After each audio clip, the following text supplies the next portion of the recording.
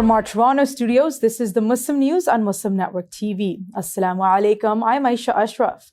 Tensions escalate as India launches deadly missile and drone strikes in Pakistan, killing 31. Pakistan vows response after claiming to shoot down 5 Indian jets. This and more in today's show. Iranian Foreign Minister Abbas Araghchi and Saudi State Foreign Minister Adel Al-Jubeir are in India's capital, New Delhi, for talks in a bid to lower tensions between India and Pakistan. This might be the first joint diplomatic efforts by Iran and Saudi Arabia. Both met External Affairs Minister Subramaniam Jaishankar separately and called on Prime Minister Narendra Modi. Pakistani Prime Minister Shehbaz Sharif told U.S. Secretary of State Marco Rubio that Pakistan's sovereignty has been violated and warned of retaliation against India. The two nations accuse each other of drone attacks, cross-border shelling, and targeting civilians. India launched overnight missile strikes inside Pakistan on Wednesday. It claims it struck air defense sites in Pakistan's second-largest city, Lahore, and repelled drone and missile attacks on 15 military targets. Pakistan denied Indian claims, calling them propaganda. Pakistan says it shot down 25 Indian drones overnight, including in Lahore and Karachi, its largest city, leaving 1 civilian dead and 5 injured. It also accused India of firing Israeli-made Herop drones. Heavy artillery exchanges continue a long line of control, displacing residents and killing at least 16 in Indian-occupied Kashmir. The death toll from Indian missile and drone strikes inside Pakistan has risen to 31, with 57 others injured, according to Pakistan's military. The attacks hit multiple civilian areas, including Muridke and Bahawalpur in the province of Punjab, where mosques and homes were struck. In Bahawalpur, 13 people were killed, among them women and 2 young girls. 3 others died in Muridke when missiles hit a mosque and a nearby house. India claims this was in response to a deadly attack in Indian-administered Kashmir on April 22nd, which India blamed on Pakistan. Pakistan denies involvement in the attack and has called for an independent probe. It also says it shot down 5 Indian fighter jets and reserves the right to respond to Indian aggression. Bangladesh has detained 66 Indian nationals for illegally entering its territory through the Shantipur border near Khakrachori. Officials claim India's border security force pushed the group, who identified as Gujarati Muslims, into Bangladesh. Locals alerted the border guard Bangladesh, who then took the men into custody and provided them humanitarian aid. Bangladeshi authorities say the incident is being investigated, but the detainees are likely to be repatriated. This comes after Gujarat police recently rounded up more than 1,000 undocumented people, allegedly Bangladeshis. Their residences were demolished following an attack on Indian-administered Kashmir on April 22nd. Bangladesh's National Security Advisor Khalilur Rahman condemned the forced entry as unacceptable. He demanded India use formal channels for any deportation. Dhaka officially has raised the matter with New Delhi. Israel killed at least 106 Palestinians and injured 367 in attacks over the past 24 hours in Gaza. According to the Palestinian Health Ministry, 13 people have been confirmed dead since dawn Thursday. Strikes hit multiple areas. Victims include women, children, and journalists.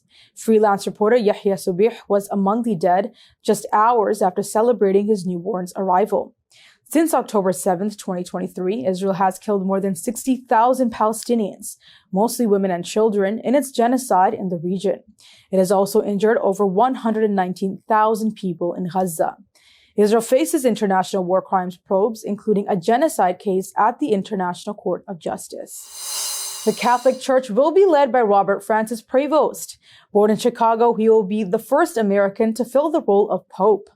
The new Pope has shared criticism of President Trump in the past on social media. There are 1.4 billion Catholics around the world. He is also a citizen of Peru, where he serves as a missionary. He was appointed by the last Pope Francis as a cardinal and is widely expected to follow his path. The UN appoints Spanish diplomat Miguel Ángel Moratinos as its first special envoy to combat Islamophobia amid rise in global anti-Muslim hate. This and more coming up next.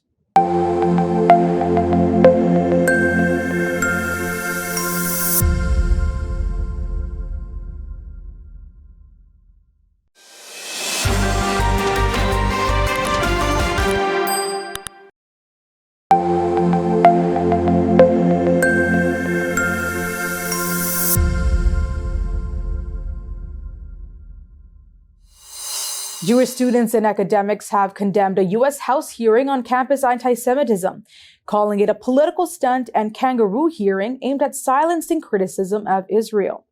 The House Education and Workforce Committee session, titled Beyond the Ivy League, was criticized for equating anti-Zionism and Free Palestine advocacy with anti-Semitism. A student from Barnard College said, "This has nothing to do with Jewish safety and everything to do with crushing dissent." University presidents from Haverford, DePaul, and Cal Poly have been questioned.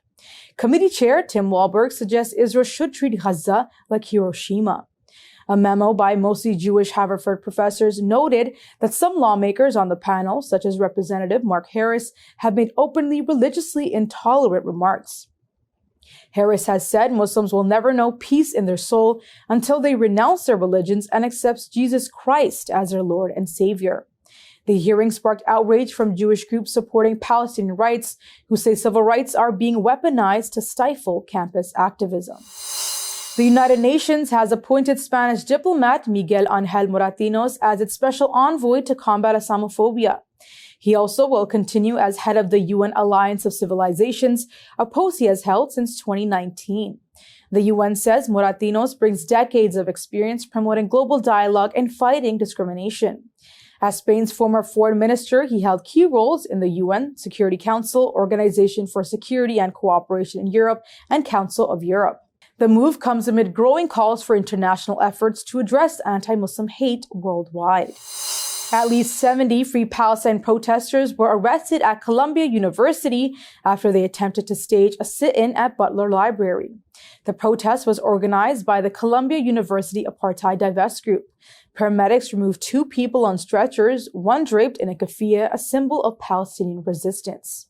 The group accused campus security of using force, saying students were choked and beaten, but remained defiant. University President Claire Shipman called in the New York Police Department, citing safety concerns and claiming non-students were among the protesters.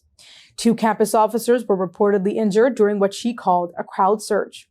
Mayor Eric Adams backed the police response, warning outsiders to leave the campus or face arrest.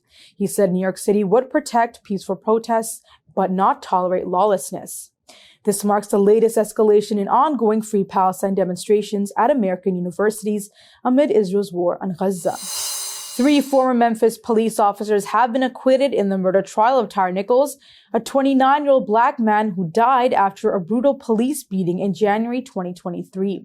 Tadarius Bean, Demetrius Haley, and Justin Smith were found not guilty of second-degree murder, assault, and kidnapping. Nichols was pepper sprayed, tasered, and then beaten after fleeing a traffic stop. He died 3 days later. 2 other officers involved, Desmond Mills Jr. and Emmett Martin, earlier took plea deals and admitted guilt. Prosecutors said the officers used deadly force and failed to stop the assaults. Defense lawyers argued they followed police procedures and blamed Martin, who was not on trial, for the most violence. Despite the acquittal, all 3 faced time in prison for separate federal convictions in the same case. A federal probe found the Memphis Police Department uses excessive force and targets black residents. A U.S. federal judge has blocked the Trump administration from deporting migrants to Libya. The temporary restraining order comes after lawyers warned that migrants from Laos, the Philippines, and Vietnam face imminent danger if deported to the war-torn country. Judge Brian Murphy ruled that the deportations would violate a previous court order that migrants be allowed to challenge their removal, especially to countries where they aren't citizens. Some detainees were also told they could be sent to Saudi Arabia, another country known for rights abuses. The ruling follows Trump's controversial use of a wartime law to deport Venezuelan migrants, a move courts also have blocked. Libya's internationally recognized government denied making any deportation deal with the U.S. as the country remains divided between rival administrations. The judge has warned the Department of Homeland Security not to bypass legal protections by involving other agencies, including the military.